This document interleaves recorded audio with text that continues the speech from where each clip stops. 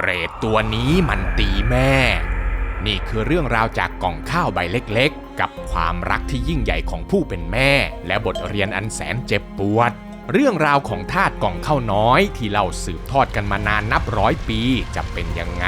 มีปริศนาอะไรซ่อนอยู่ในเรื่องราวนี้บ้างเดี๋ยวมารับชมกันครับกับเรื่องราวของกล่องข้าวน้อยฆ่าแม่ครับ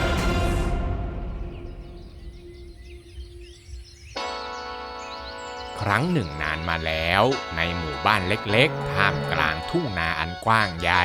มีสองแม่ลูกที่เป็นชาวนายากจนครอบครัวหนึ่งอาศัยอยู่แถวนั้นโดยผู้เป็นแม่นั้นเป็นยายเฒ่าที่เลี้ยงดูลูกชายเพียงลำพังมาตั้งแต่ลูกยังตัวเล็กๆจนกระทั่งเขาเติบใหญ่เป็นชายหนุ่มที่แข็งแรงขยันทำการทำงานเป็นที่สุดในทุกๆวันของช่วงฤดูทำนาชายหนุ่มก็จะตื่นแต่เช้าตรู่แบกแอกไม้ขึ้นหลังไปนาพร้อมกับเจ้าควายตัวใหญ่คู่ใจเพื่อไปไถนาเตรียมไว้สำหรับเพาะปลูกส่วนยายเฒ่าผู้เป็นแม่ที่ร่างกายไม่ค่อยจะแข็งแรงนักก็จะทำงานอยู่ที่บ้านหุงหาอาหารอร่อยๆตั้งแต่พระอาทิตย์ยังไม่ขึ้นแล้วจึงจัดเรียงใส่กระบุงอย่างดีเพื่อแบกคอนไปส่งให้ลูกชายได้กินที่ทุ่งนาในตอนเที่ยงซึ่งก็จะเป็นเช่นนี้อยู่เรื่อยมานะครับจนกระทั่งวันหนึ่งวันนั้นเป็นวันที่แสงแดดแรงและอากาศร้อนระอุมากชายหนุ่มที่ขยันขันแข็งก็ยังคงแบกแอกไปไถนากับควายคู่ใจเหมือนเช่นเคยกระทั่งพอถึงเวลาเที่ยงวันชายหนุ่มที่เหนื่อยล้าและหิวข้าวมากๆก็มาหยุดพักรอข้าวเที่ยงของแม่อยู่ที่ใต้ต้นไม้ต้นเดิมแต่ทว่าวันนี้เนี่ยมันเป็นวันพระยายเฒ่าจึงไม่ได้แบกกระบุงมาส่งข้าวให้กับลูกชายตามเวลาที่นัดหมายเอาไว้เพราะกำลังยุ่งวุ่นวายกับการทำบุญที่วัดตั้งแต่เช้ามืดแต่ทันทีที่เสร็จจากงานบุญแล้วยายเฒ่าก็รีบกลับบ้านทันทีเร่งหุงหาอาหารและตักข้าวใส่กล่องข้าวอย่างกุลีกุจอแล้วก็เอาอาหารที่ทำเสร็จแล้วใส่กระบุงแบกคอนลัดเลาะไปตามคันนาเพื่อส่งให้กับลูกชายแต่กว่าที่เธอจะไปถึงเนี่ยนะครับมันก็เป็นเวลาบ่ายมากแล้วชายหนุ่มที่รอข้าวจากแม่ท่ามกลางแดดอันร้อนระอุก็เกิดความหิวโหยและรู้สึกโมโหที่แม่เอาข้าวมาส่งช้าด้วยอารมณ์ที่หงุดหงิดมากก็ทำให้ชายหนุ่มเนี่ยตาลายมองไปที่กล่องข้าวที่แม่แบกมาให้แล้วเห็นว่ามันเล็กเกินกว่าที่ตนเองจะกินอิ่มท้องก็ทำให้เขาเนี่ยยิ่งรู้สึกโมโหมากยิ่งขึ้นก็เลยจัดการต่อว่าแม่ด้วยถ้อยคำรุนแรงและหยาบคายว่าแม่เนี่ยไปทำอะไรมาทำไมถึงมาส่งข้าวช้ากล่องข้าวที่เอามาเนี่ยก็เล็กนิดเดียวมันจะกินอิ่มได้ยังไงฝ่ายยายเฒ่าผู้เป็นแม่เนี่ยก็พยายามอธิบายเหตุผลที่เธอมาช้าให้กับลูกชายได้ฟังและพยายามบอกกับลูกชายว่ากล่องข้าวที่เอามานั้นแม้มันจะกล่องน้อยแต่เธอก็ใส่ข้าวอัดไว้จนแน่นอยู่ข้างในให้ลูกชายลองเปิดกินดูก่อนเถิดแต่ลูกชายที่โกรธเป็นฟืนเป็นไฟเนี่ยกลับไม่ฟังเหตุผลขาดสติบันดาลโทสะโดยการคว้าเอาแอกไม้ที่วางอยู่กับต้นไม้ฟาดใส่แม่ของตนเองจนล้มลงไปกองกับพื้นก่อนจะรีบไปนั่งกินข้าวในกระบุงที่แม่แบกมาด้วยความหิวโหยโดยไม่สนใจเลยว่าตอนนี้เนี่ยแม่จะเป็นยังไงบ้าง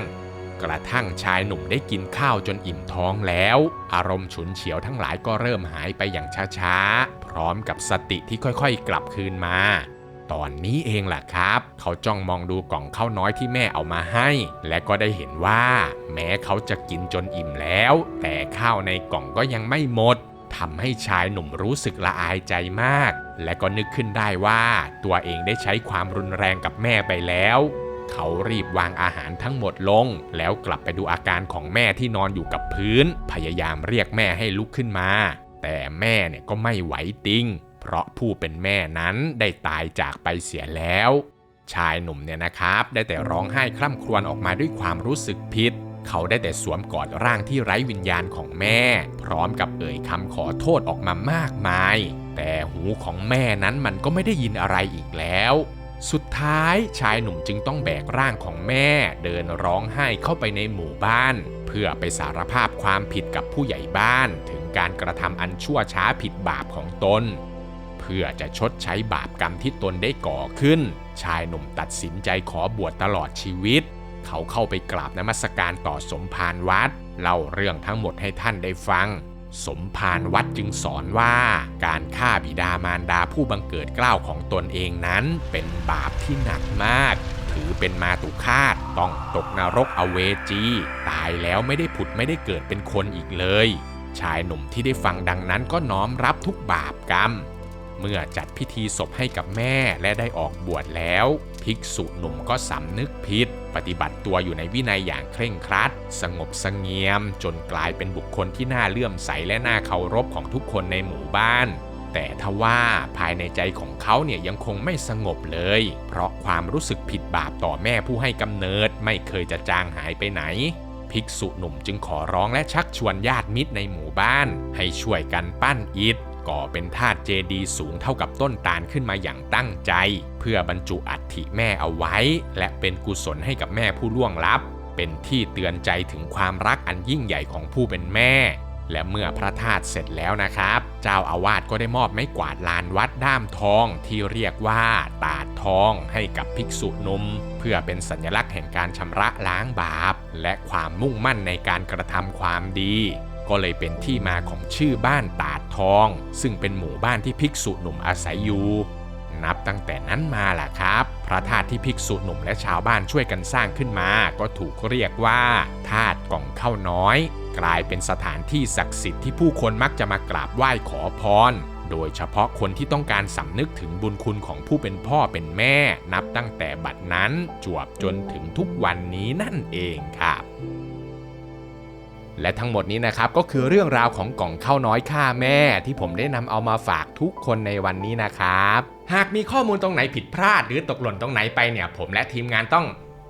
กราบขออภัยทุกคนด้วยนะครับถ้าเพื่อนๆชอบคลิปแบบนี้ก็อย่าลืมกดไลค์กดติดตามแล้วก็แชร์คลิปนี้ออกไปเพื่อเป็นกำลังใจให้กับผมและทีมงานด้วยนะครับหรือเพื่อนๆคนไหนอยากจะสนับสนุนมากกว่านี้ก็สามารถสมัครเข้ามาเป็นสมาชิกแบบรายเดือนหรือจะส่งเป็นซุปเปอร์แตงเข้ามาเป็นกำลังใจให้กับพวกเราได้นะครับคลิปหน้าอยากจะฟังเรื่องราวเกี่ยวกับอะไรก็คอมเมนต์เอาไว้ได้เลยนะครับผมอ่านทุกคอมเมนต์แน่นอนครับสำหรับคลิปนี้ก็มีเพียงเท่านี้เนาะแล้วเจอกันใหม่คลิปวิดีโอหน้าครับผมสวัสดีครับ